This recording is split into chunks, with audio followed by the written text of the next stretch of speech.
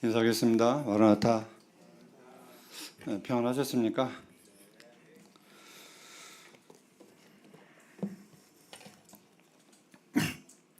오늘 점심에 메뉴가 뭐 나온지 아세요?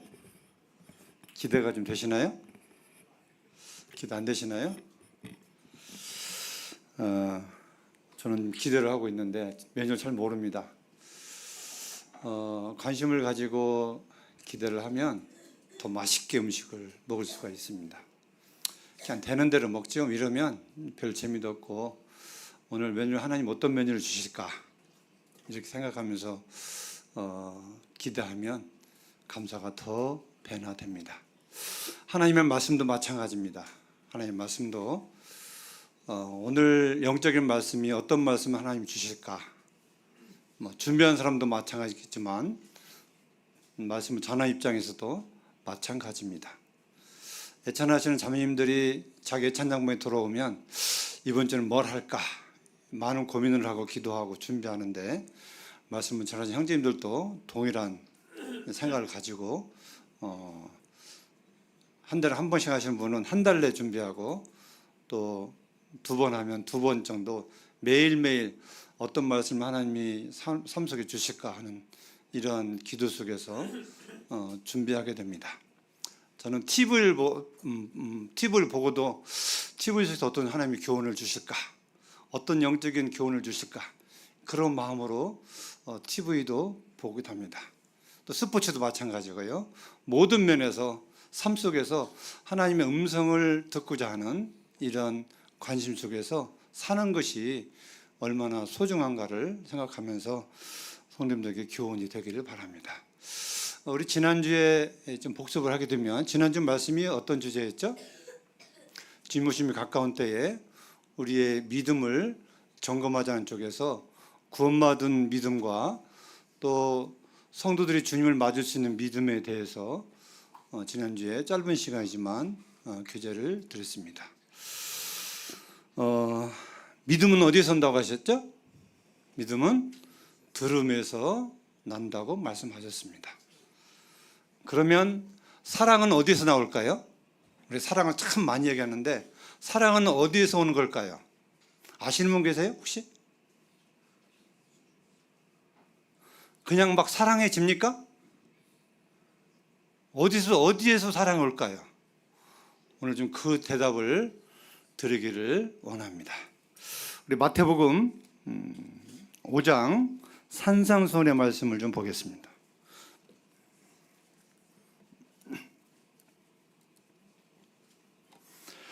5장 7절 말씀을 같이 읽도록 하겠습니다.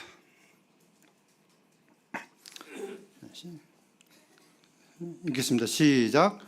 긍휼히 여기는 자는 복이 있나니 그들이 긍휼히 여김을 받을 것이며. 이 긍휼히 여기다 하는 말은 다른 말로 말한다면 어떤 말이죠? 불쌍히 여기다, 가엾이 여기다 하는 뜻이 있습니다. 또 더 정확하게 얘기한다면 이 긍휼히 여기라는 뜻은 불쌍히 여겨, 가엾이, 가엾다는 말 아시죠? 가엾다는 말을 모르세요?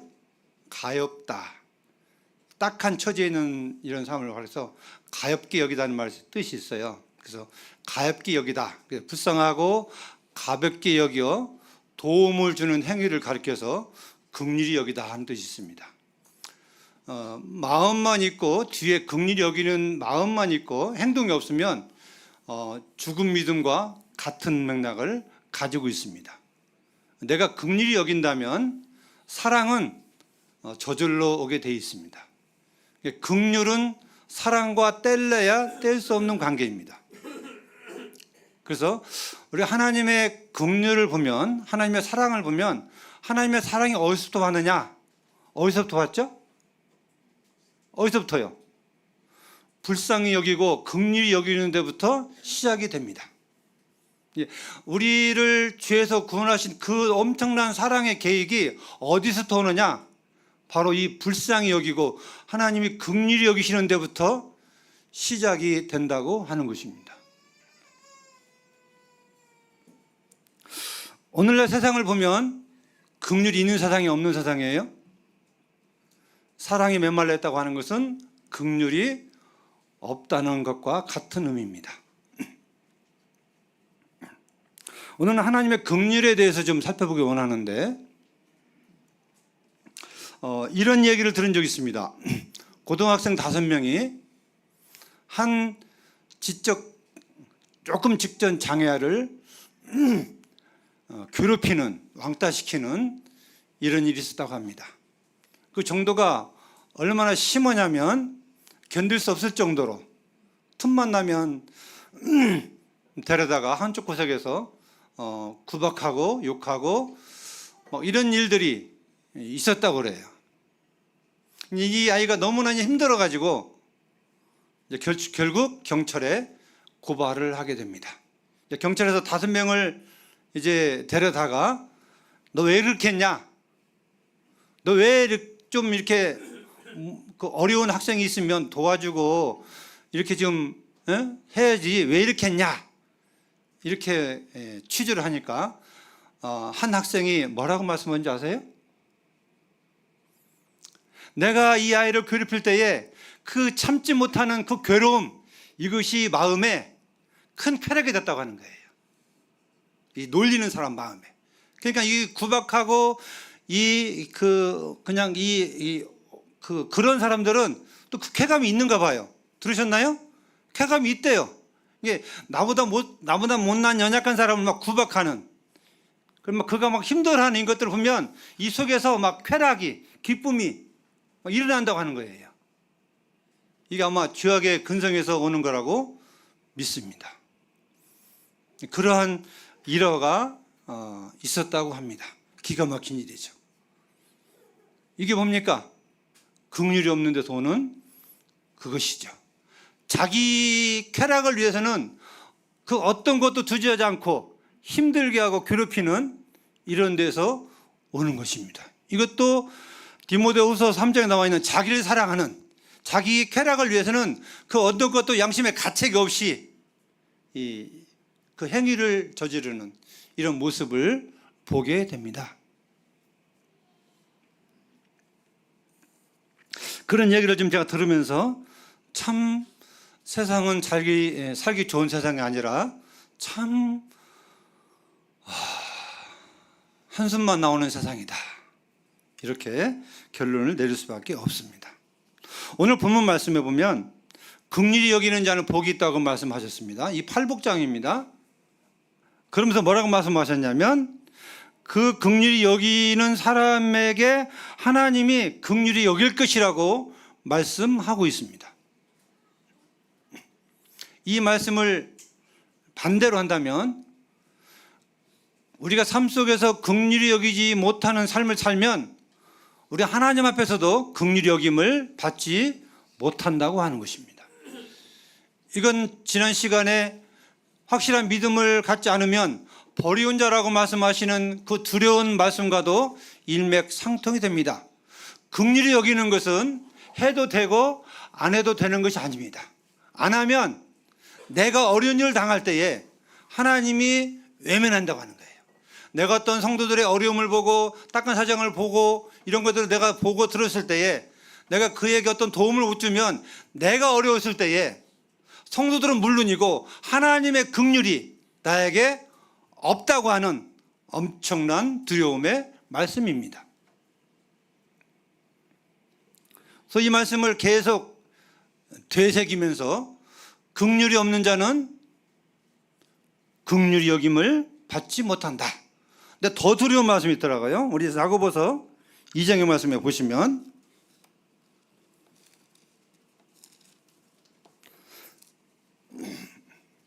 2장 13절 말씀 같이 읽겠습니다. 13절 시작. 긍휼을 행하지 아니한 자에게는 긍휼 없는 심판이 있으리라. 긍휼은 심판을 이기고 자랑하느니라. 여기 야고보 사도를 통해 주님은 긍휼을 행하지 않은 자에게는 무슨 심판이 있다고요? 긍휼이 없는 심판을 받는데요. 긍휼을 베풀지 않으면 네가 어려울 때에 그 긍휼이 너에게도 없을 거라고 하는, 긍휼이 없다고 하는 심판을 네가 받을 거라고 하는 말씀을 해주고 있습니다. 참 두려운 말씀입니다. 그렇게 말씀을 두 말씀을 생각하면서 나는 얼마나 이 긍휼한 마음이 있는가. 이 성경에 보면 주여 불쌍히 여겨 주시옵소서 이런 내용들이 참 많이 나와 있습니다. 복음서에 보면 우리는 하나님 앞에 얼마나 많은 이 긍휼을 구하고 있고 하나님 불쌍히 여겨달라고 구하고 있는지 한번 돌아보는 시간이 됐습니다. 하나님의 긍휼을 좀 생각해 보기를 원합니다. 어떤 분이 이런 얘기를 했어요. 이 긍휼이라는 단어를 어떤 말로 표현하면 하나님의 긍휼을 가장 잘 나타낼 수 있을까 고민하다가 저도 들은 얘기입니다. 근데 제가 생각해 볼수록 그 말이 맞는 것 같아요. 그래서 이 시간에 나누기를 원합니다.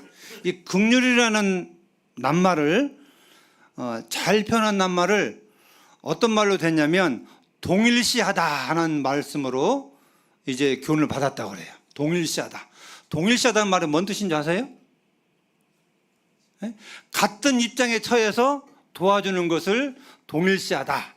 어려운 사람을 볼 때에 그 어려운 사람의 환경과 내가 거기 함께해서 동일하게 함께해주는, 함께 도와주는 이걸 가리켜서 긍휼히 여기다. 하나님의 긍휼에 대해서 이렇게 말씀하고 있습니다. 우리가 이 땅에 살아가면서 어려운 사람, 물질이 좀 적은 사람 몇만 원 주고 몇십만 원 주고 이것들은 뭐 한두 번은 참 그것도 쉽지 않은 일이지만 할 수 있습니다. 근데 계속해서 그가 완전히 회복될 때까지 이걸 함께 마음을 가지고 한다고 하는 것은 결코 쉬운 일이 아닙니다. 이제 하나님 우리에게 긍휼을 원하는 것은 어떤 긍휼이냐? 하나님이 인생에게 행하신 긍휼을 베푸신 그 긍휼을 우리에게 말씀해 주고 있는데 정확한 것은 우리가 하나님의 긍휼을 모르면 배우지 않으면 그 긍휼을 우리가 행할 수 없다고 하는 것입니다. 하나님의 긍휼은 어떤 긍휼이냐?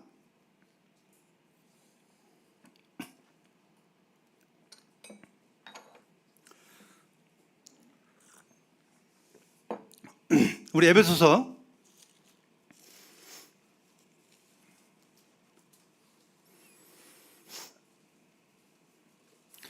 2장 예배 시간에 자주 드리는 말씀인데요.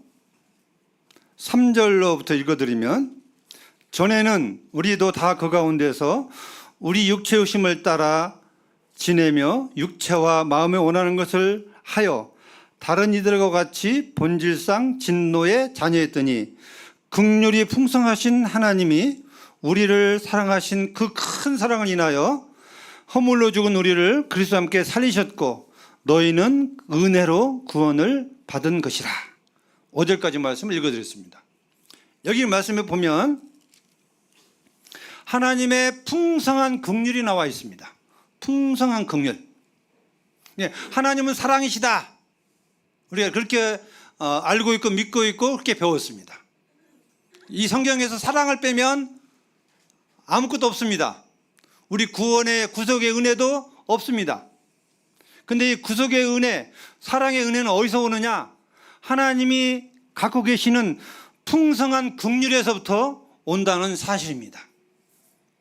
우리를 긍휼히 여기지 않으시면, 불쌍하게 보지 않으시면 하나님은 구원의 계획을 안 하셨다고 하는 말씀과 동일합니다.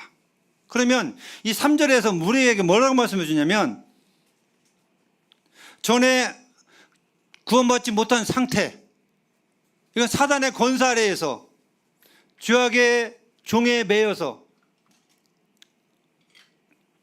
결국 죄는 하나님의 진노, 하나님의 심판을 받을 수밖에 없는, 그래서 결과는 영원한 멸망의 지옥에 들어가서 영원히 살 수밖에 없는 이 처지가 죄인의 인생의 미래고 닥쳐지는 현실의 문제라고 하는 것입니다. 하나님 이것을 너무도 잘 아셨기 때문에 하나님이 그 인생이 많은 걸 원치 않으셔서 정말 큰 긍휼을 인생에게 베푸시기를 원하셔서 이 구속의 은혜를 우리에게 허락하신 것입니다. 예수님 그러면 이 하나님의 큰 긍휼의 사랑하심을 드러내는 하나님이신 것이죠. 그래서 아까 하나님의 긍휼에 대해서 동일시하다는 의미가 있는데, 우리가 이 하나님의 긍휼을 보면, 예수님의 생애를 보면 우리 나를 죄에서 구원해 주기 위해서 하나님이 어떻게 하셨는가에 대해서 우리에게 말씀해 주고 있습니다. 하나님이 빌립보서에 있는 말씀을 좀 보겠습니다. 우리 자주 보실 말씀인데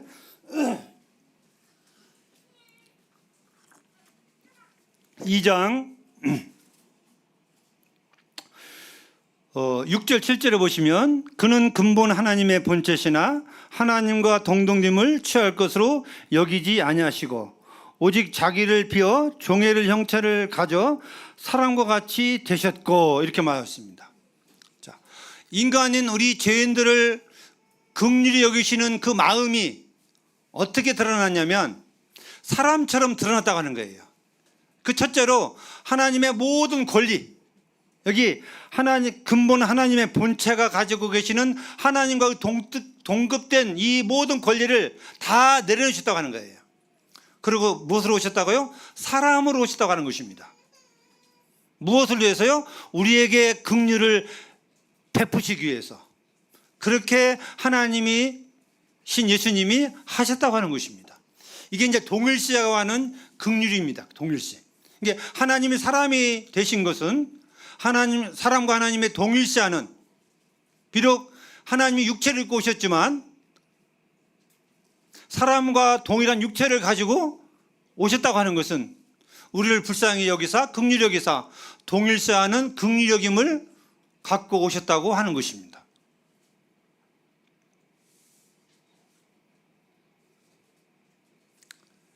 제가 이렇게 말로는 이렇게 하지만 이건 실로 참 어려운 일입니다. 할 수 있겠습니까? 저는 이 말씀을 보면서 성경에 보면 욥기에 보면 거기에 나와요. 구덕인 인생이랴 하는 말씀이 있습니다. 그렇죠? 구덕인 인생이라는 말씀하셨어요. 하나님 너무나 거룩하시고 우리 사람은 너무나 악하기 때문에 구더기 같은 더러운 존재입니다. 그러면 나는 사람이고 저 화장실에 있는 구더기인데 내가 저 구더기를 구원하기 위해서 내가 저 구더기가 된다고 하는 거예요. 그래서 똑같은 의미가 아닙니까? 이게 상상이라 합니까? 저는 상상이 안 갔어요. 내가 화장실에 있는 구더기를 살려주기 위해서, 건져주기 위해서 내가 구더기로 가서 구더기 행사를 하고 구더기처럼 살아가고 이런 모든 것들이 그렇다고 하는 것입니다. 이게 하나님의 긍휼은 우리 인생이 그 이해하기 참 힘든 어려운 그런 긍휼이라고 하는 거예요. 그게 예화가 맞을지 모르겠습니다만, 그래서 하나님은 동일시하는 긍휼을 주시기 위해서 사람으로 이 땅에 오신 것입니다. 그리고 사람이 느끼고 경험하는 모든 것을 예수님은 33년 동안 이 땅에, 이 낙고 다진 땅에 사신 것입니다. 이것은 하늘의 하나님이 사람이 되어 이 땅에 오셔서 이 더러워진 이 세상에 사는 것은 우리 인생이 저 화장실 똥통에 있는 화장실의 속에서 사는 것과 다름이 없다고 하는 것입니다. 상상이 가십니까? 보기만 해도 증거로. 저는 이 사실 생각할 때에 하나님의 긍휼이 어떤 긍휼이었는지, 나 같은 존재가 무엇이길래 나를 그렇게 긍휼히, 풍성한 긍휼히 여기셨는지, 정말 헤아릴 수 없는 긍휼이고 헤아릴 수 없는 은혜이고 사랑입니다. 그리고 그분은 8절에서 사람의 모양으로 나타나사 자기를 낮추시고 죽기까지 복종하셨으니 십자가에 죽으심이라 하는 것입니다. 이 예수님의 마음은, 이 예수님인 하나님의 마음은 어떠했을까요? 적어도 이런 마음이 있을 것입니다. 내가 아니면 이 죄인들을 어떻게 하랴? 어떻게 구원하랴? 내가 없이는 안 돼. 내가 이 길을 걸어가야만 되고 내가 일을 해야만 돼. 내가 만약에 이 일을 안 한다면, 하나님의 뜻을 안 이룬다면 이 죄인들 인생이 어떻게 되랴? 옛날에요, 이런 말씀을 생각하면서 우리 어머니들의 삶을 좀 생각해 봤습니다.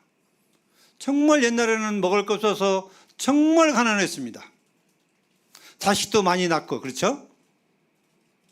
또 얼마나 아버지들이 속을 많이 썩였습니까? 아버지 10명이면 9명은 아마 전부 속 썩였을 거예요. 거의 다 어머니들이 생활을 다 했습니다. 아버지들이 바람을 피워도 어머니가 집을 안 나갔습니다. 왜 안 나갔을까요? 오늘날이면 10번 20번 나갔겠죠. 자식이 눈에 안 보이니까, 나밖에 안 보이니까. 근데 그 당시 어머니들은 나보다는 자식이 눈에 들어온 것입니다. 내가 이 자식을 버리고 떠나면 이 자식이 어떻게 불행해지는가에 대해서 너무나도 미래를 잘 알고 있기 때문에 그 어머니는 속을 새기는 남편이 있어도 먹을 것이 없어도 그 자식을 지키기 위해서 묵묵하게 그 시어머니의 그 시집살을 하면서도 그 길을 걸어가신 것입니다. 왜? 어머니가 내가 아니면 이 자식들을 누가 돌보랴? 이 자식들이 분해질 것을 뻔하니까 자식들 때문에 떠나지 않고 그 모진 세월을 다 견디신 것입니다. 아마 이런 모습은 우리 주님의 모습과 비슷한 점이 있습니다. 주님의 모습과는 뭐 이렇게 비교할 수 없지만은 하나님의 마음도, 우리 주님의 마음도 이와 같은 마음이 아니실까? 내가 이 십자가 길을 가지 않으면 이 죄인들을 어떻게 할꼬? 이런 불쌍한 마음이 그분의 마음 가운데 풍성한 그것이 있기 때문에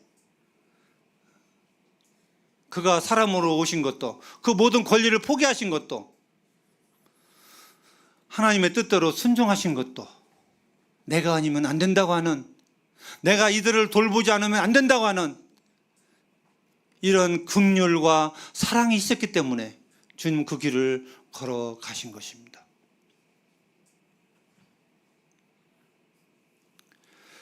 마태복음 5장 읽었던 말씀, 긍휼히 여기는 자는 복이 있나니. 우리는 하나님의 자녀들입니다. 하나님의 자녀들이라면 하나님을 닮아가야 되겠죠. 닮지 말라고 해도 닮아가야 되겠죠. 우리는 그 하나님의 풍성한 긍휼을 우리가 배워서, 우리는 마음으로 믿어서 우리는 경험했잖아요. 생각하면 할수록 그 긍휼에 풍성하신 하나님이 어떠한 사랑을 우리에게 주셨는지 우리는 삶을 돌아봐야 됩니다.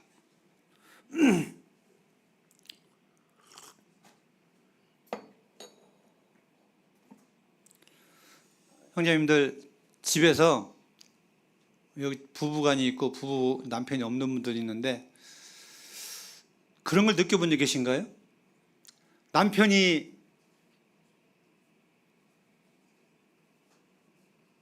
있어야 될 이유, 내가 있어야 될 이유, 어떤 이유인가요?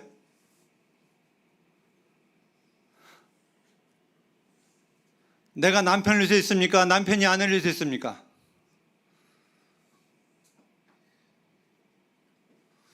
대답을 못 하시네요. 요즘은요, 부부간에도 이기적이에요. 정말 이기적이면 내가 결혼하는 그 대상도 내가 저 아가씨를 만나면, 내가 저 총각을 만나면 내가 도움이 되고 내가 유익이 되면 내가 선정하는데 내가 좀 손해볼 것 같으면 아니라고 합니다. 근데 하나님 안에서도, 주님 안에서도 내가 저 형제 저 자매를 만나면 내가 도움이 될 것 같아요. 내가 행복할 것 같아요. 그러면 주님의 뜻이라고 생각하고 내가 조금 손해볼 것 같으면 주님의 뜻이 아니라고 합니다. 이거 어디서 왔는지 모르겠어요. 뭐 세상은 그렇다 쳐요. 근데 주님의 긍휼하심을 깨달은 우리들이 그러면 되겠습니까?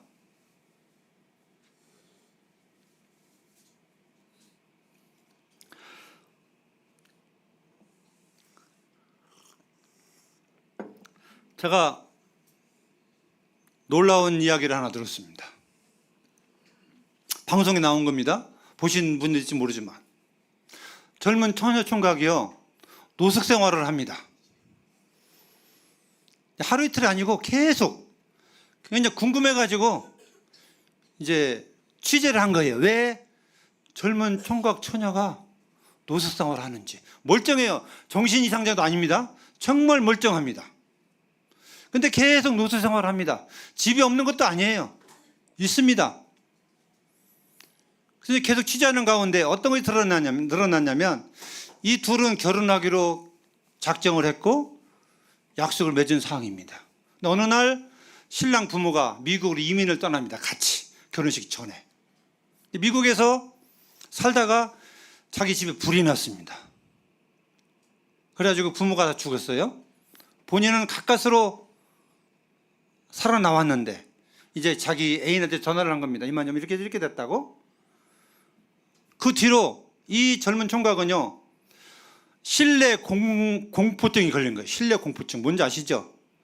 그냥 그 연기가 쫙 실내에 있으니까 그 생각만 하면, 실내만 들어가면 그 생각이 나는 거예요. 그게 실내 들어가지 못하는 거예요. 그 비 안 맞는 그 내부에 들어갈 수가 없는 겁니다. 이 사정을 알고 이제 이 아가씨가 미국 가서 그 총각을 데리고 옵니다. 이 부모는 다 돌아가셨으니까. 그리고 이제 이 아가씨가 이 총각을 위해서 노숙자를 같이 삽니다. 같이 해요. 늘 따라다닙니다. 심지어는 화장실도 무서워도 못 들어가요. 실내니까. 잠도 노숙에서 같이 자고, 뭐든지 이제 뭐 사는 것도 이제 이 아가씨가 사서 나와서 같이 먹고. 이제 이 신부집에서는 이걸 알고 난리가 납니다. 누가 좋아하겠어요? 미친 짓이지. 그래도 신랑 부모가 그렇게 말려도 안 듣습니다. 이 남자를 못 떠나요. 왜 못 떠나냐 물어보니까 내가 이 남자를 안 도와주면 이 남자가 어떻게 되겠습니까? 나라도 붙어 있어야 이 사람이 지금 살아갈 수 있는 힘이 있지. 내가 이런 상황에서 이렇다고 내가 버리고 가면 이 남자를 누가 어떻게 하겠냐. 불행해지는 건 뻔하게 아니겠느냐. 나는 이를 사랑하기 때문에 결코 떠날 수가 없다. 그래서 몇 년을 그런 생활을 합니다. 몇 년을 해요. 저는 그것이 감동이 됐어요. 무슨 말이? 내가 아니면 이 남자를 누가 지켜주겠냐. 내가 이 사람한테 꼭 필요한 사람이다. 내가 이 남자에게 내가 행복을 얻는 게 아니라 내가 떠나면 이 남자의 행복이 사라지니까 내 이 남자의 행복을 위해서 내가 있어줘야 되지 않겠냐. 이런 얘기를 하더라고요. 정말 저는 감동이 됐어요. 그래도 세상 사람이, 주님의 자매가 아닙니다. 세상 사람이 그런 고백을 하더라고요. 제가 이 이야기를 듣고 제가 회개했습니다. 반성했습니다. 나는 지금 내 아내를 어떻게 생각하고 있는지, 아내가 나에게 기쁨이 되기를 원하는지, 내가 내 아내에게 기쁨이 되기를 원하는지, 내가 아내를 불쌍히 여기고 있는지, 긍휼히 여기고 있는지. 저는 저희 아내를 사랑한다고 했는데 그렇게 불쌍히 여기는 마음이 없었어요. 이제 긍휼히 불쌍히 여기는 마음이 큰 만큼 사랑도 같이 비례하는 것입니다. 커가는 거예요. 긍휼히 여김이 적으면 사랑도 적어지는 것입니다. 우리가 하나님의 긍휼을 크게 알고 크게 느끼고 이런 것들을 경험하면 우리는 하나님을 크게 사랑할 수밖에 없습니다.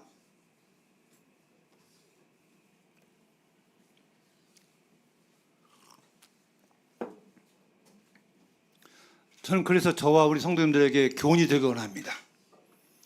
내 집안에 있는 내 아내, 남편 얼마나 불쌍히 여기십니까?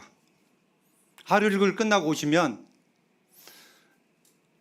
하루 집 나가서 남편한테 돈 벌면 힘든 거 알잖아요. 또 아내들은 집에서 살림하면 얼마나 힘든 걸 서로 알잖아요. 아마 모르면 할 수가 없겠죠.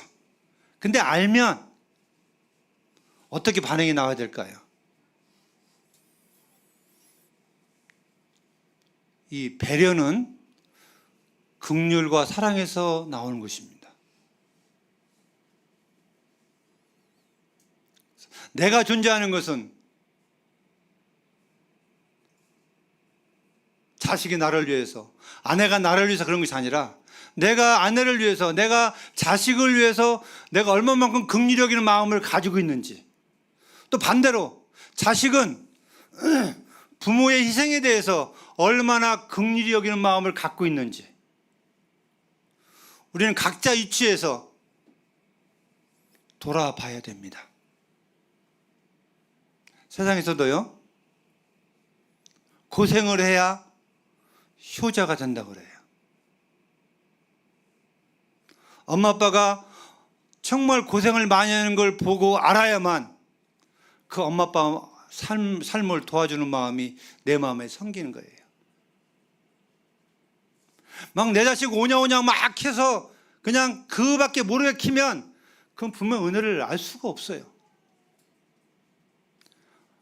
그냥 호의호식해서 모든 걸 다 들어주고 이렇게 해주는 것이 부모의 역할이 아닙니다. 자식은 부모의 삶을 다는 모르지만 조금이라도 알아야 됩니다.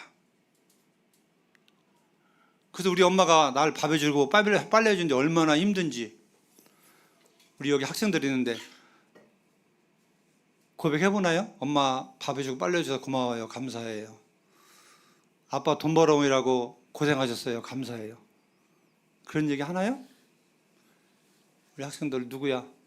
우리 평강에 하나요? 안 하면 안 돼요. 저는 지금 저희 집에 우리 승찬이, 선화, 경찬이 어릴 때 쓴 편지가 다 있습니다. 제가 아침에 일찍 나가면 저희 늦게 오거든요. 근데 제가 이제 돈 버니라 고생한 줄 알아요. 우리 아이들이 집에 늘 없으니까. 그러니까 어버이날 때, 생일 때면 엄마 아빠에 대한 그 감사의 그 편지를 씁니다. 지금 내가 가지고 있어요. 지금 공표를 안 하고 있지만, 아마 제가 돈이 많아가지고 막 늘 집에만 있고 뭐 놀러 다니면 그런 거 안 하겠죠. 감사함이 없겠죠.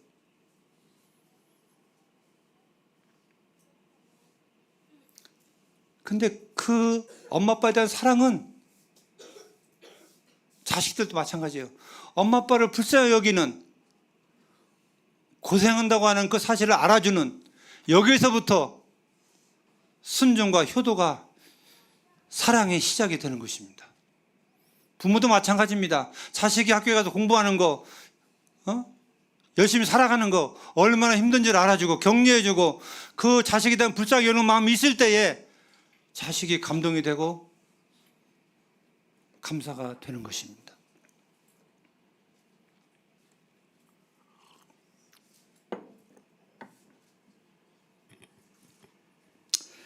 제가 이 사실을 알면서 뭘 배웠냐면, 우리가 기도할 때 막 그냥 유구장창 막 하잖아요. 그죠? 근데 기도는 딱 한 가지면 되겠더라고요.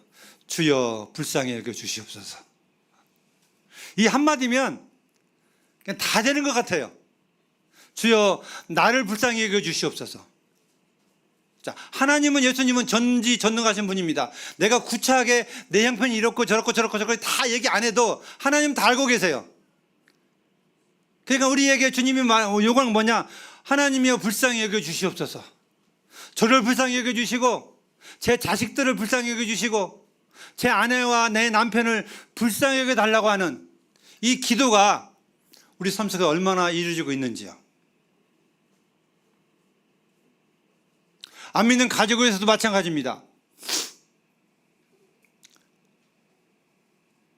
구원해 주시기를 많이 기도하고 있습니다. 그런데 안 믿는 가족을 생각할 때에, 주님을 떠난 살아가는 가족을 생각할 때에 그 미래가, 그 장래가 어떠함을 우리가 너무나 잘 알고 있습니다. 그럼 어떻게 해야 될까요? 주여 저 가족을 구원해 주시옵소서. 이런 기도도 필요하겠지만 주님 다 아세요. 그 가족이 구원 받아야 되는 것을 주님 알고 계신다고요. 말하지 않아도 알아요.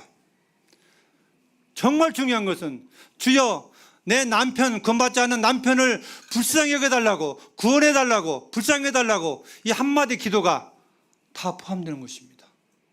안 믿는 부모도 마찬가지입니다. 하나하나 아들, 자식, 부모를 생각하면서 불쌍히 여겨달라고, 하나님 긍휼을 베풀어 달라고, 하나님 은혜를 베풀어 달라고. 우리 찬송이 있잖아요. 은혜 없이는 살 수 없네. 그 은혜는 어디서 오느냐? 우리를 불쌍히 여기서는 데부터 시작이 되는 것입니다. 시발점이 그거예요. 불쌍히 여기는 마음, 긍휼히 여기는 마음. 근데 이런 마음이 어디서 오느냐? 우리의 마음에서는 안 생겨나요. 믿음도 마찬가지지만 하나님으로부터, 그 풍성한 하나님으로부터 우리에게 주어질 때에 우리가 그 의미를 알고 그걸 깨닫게 되는 것입니다.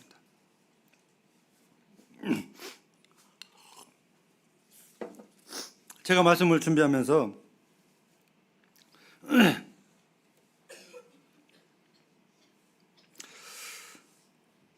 어떤 말씀이 생각나냐면 1만 탈란트 빚진 자와 100다나리온 빚진 자가 있습니다. 누가복음 18장에 나와 있는데 거기 잠깐 보겠습니다. 시간이 한 5분밖에 안 남았는데 빨리 마치겠습니다.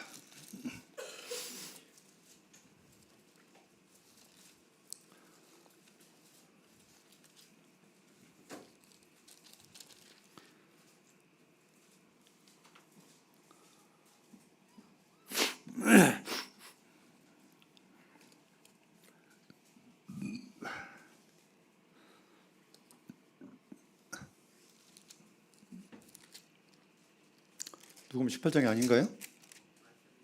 네? 마태복음 18장이네요. 잠깐 죄송합니다. 마태복음 18장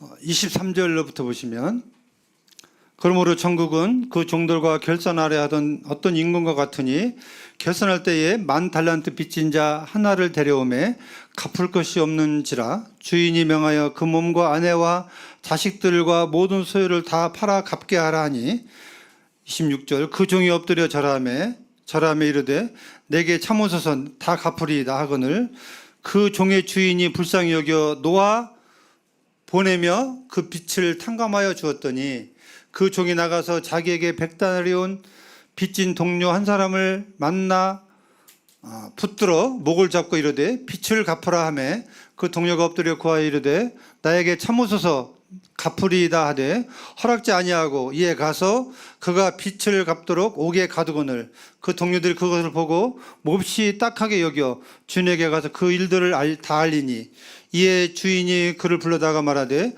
악한 종아, 내가 빌기에 내가 내 빚 전부를 탕감하여 줬거늘 너는 내가 너를 불쌍히 여긴과 같이 너도 내 동료를 불쌍히 여김이 마땅하지 아니하냐 하고 그 주인이 노하여 그 빚을 다 갚도록 그 옥졸들에게 넘기니라. 너희가 각각 마음으로 형제를 용서하지 아니하면 나의 아들 아버지께서도 너희에게 이와 같이 하시리라. 참 여기 말씀도 두려운 말씀입니다. 여기 1만 탈란트 빚쟁이와 100다나리온 빚쟁이가 있습니다. 그렇죠? 1만 탈란트 준 채주와 100다나리온 채주가 있습니다.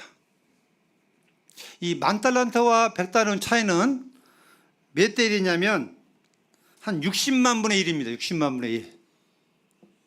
비율로 따지자면.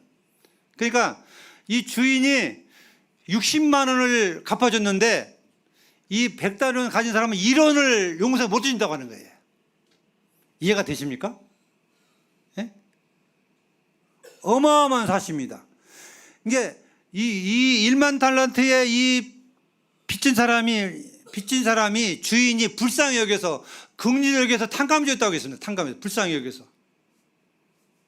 근데 이 100다나리온 그 자기에게 빚진 사람을 가리켜서 멱살을 잡고 너 빚 갚아라. 안 갚으면 쳐넣겠다고 해서 쳐넣어버립니다.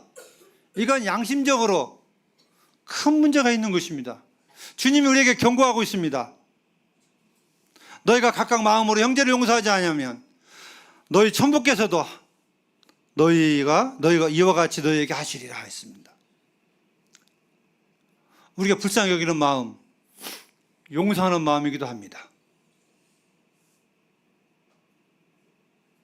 근데 우리는 늘 생각하기를 내가 다른 사람한테 한 것은 작게 보이고 누가 나한테 한 것은 크게 보입니다. 잘못할 때에도. 그래서 떡은 남의 떡이 커 보이고 고난은 내 것이 커 보인다고 하는 것처럼 우리는 하나님 앞에서 이 불쌍히 여기는 마음에 대해서 큰 긍휼을 받은 사람들입니다. 아까 말씀처럼 야고보서 2장 13절 말씀처럼 긍휼을 행하지 아니하면 긍휼 없는 심판이 내게 있을 것이라고 하는 엄한 경고의 말씀을 우리에게 해주고 있습니다. 우리 세상을 돌아보면 가정에서나 교회에서나 세상에서나 나보다 어려운 사람들이 참 많이 있습니다. 우리는 그들을 외면해서는 안 되는 것입니다. 성경에도 보면 주님이 여러 말씀을 해주고 있습니다. 과부를 돌아보면 주님이 거기에 복을 주신다고 하셨고, 어려운 사람을 불쌍히 여기면 주님이 배나 복을 채우신다고 말씀하고 있습니다. 우리가 불쌍히 여기는 마음을 가지는 것은, 불쌍히 여기는 삶을 사는 것은 결코 손해보는 삶이 아니라고 하는 것입니다. 저는 이 삶을 가리켜서 우리나라 속담에 되로 주고 말로 받는다. 우리가 이 세상에 살아가면서 성도들에게, 이웃들에게 어려움에 조금의 긍휼을 베풀면 하나님 우리에게 말로, 뒷박으로 우리에게 베풀면 하나님 우리에게 말로 부으신다고 하는 이 엄청난 사실을 우리가 알고 계셔야 될 것입니다.